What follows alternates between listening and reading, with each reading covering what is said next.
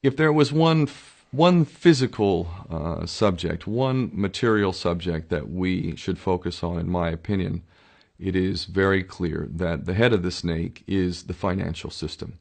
We can argue till the end of time about who runs the world. Is it the Jesuits? Is it the reptilians? Is it the Illuminati? Is it the Freemasons? We can go on and on and on and on about this. But I don't think it is reasonable to even begin arguing about the mechanism that is used to exert this control. The mechanism is finance. The whole point of finance is to indebt, otherwise to enslave. What is a mortgage? I mean, what does that stand for? It's a death grip. So when you get a mortgage, you have a death grip held over you because you are in debt. You don't even own the house. The bank owns the house that loans you the money to buy the house, unless you're fortunate enough to have all the money to buy it outright. And even then, you can be taxed by the government, and if you fail to keep up with those taxes, the government can then take it from you. The whole system is based on a financial fraud, which effectively takes the power that we have and it gives it to a tiny group of individuals who are running the world through the control of finance. With the infinite supply of money that we have allowed them to take, they have literally an infinite supply of money, and with that money, and from their psychopathic point of view, they have bought everything and everyone who can be bought.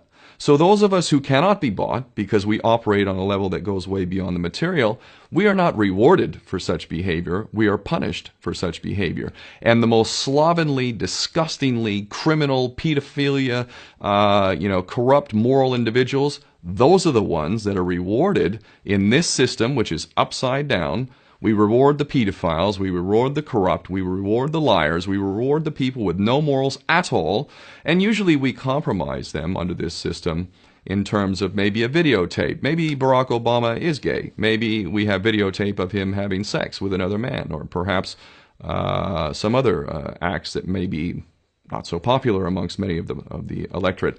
Or maybe we have videos of political leaders having sex with little boys or little girls. If I was in charge of the world and I was a psychopath and completely drunk on my own power, you can bet damn sure that's what I would do. I wouldn't allow anyone in a position of power who wasn't completely compromised. When you have an infinite supply of money, you can do this. Take that supply of money away, take that power back, put it in the hands of the people, get rid of fractional reserve banking, which is an obscenity in itself. Listen to the lessons of Jesus Christ if you're a Christian who got really pissed off when he went to the temple and he saw what the money changers were doing.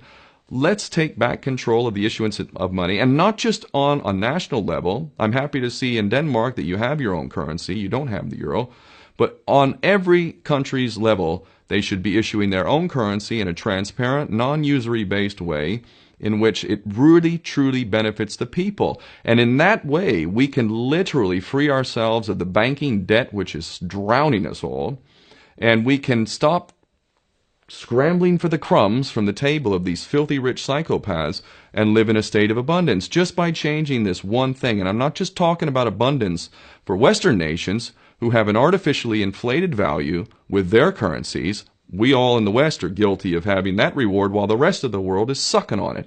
Every nation in the world can use a sensible financial policy to liberate themselves, to have world-class education, infrastructure, everything that a healthy society would require can be had in the worst, most corrupt African country, in any part of the world. We can all have that if we simply change that one thing.